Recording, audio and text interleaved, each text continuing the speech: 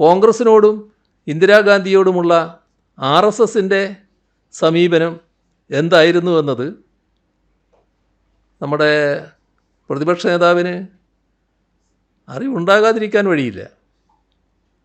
പ്രശസ്ത മാധ്യമപ്രവർത്തകയും ഇന്ത്യൻ എക്സ്പ്രസിൻ്റെ പൊളിറ്റിക്കൽ എഡിറ്ററുമായിരുന്ന നീരജ് ചൗധരിയുടെ ഹൗ പ്രൈം മിനിസ്റ്റേഴ്സ് ഡിസൈഡ് എന്ന ഈ പുസ്തകമാണ്. ഇത് അദ്ദേഹം കാണാതിരിക്കാൻ ഒരു തരത്തിലും വഴിയില്ല. ഗവേഷണാത്മകമായ ഉള്ളടക്കമുള്ള ഒരു പുസ്തകമാണിത്. ആ പുസ്തകത്തിൽ RSSൻ്റെ അക്കാലത്തെ നിലപാടിനെ കൃത്യമായി വരച്ചു കാട്ടിയിട്ടുണ്ട്.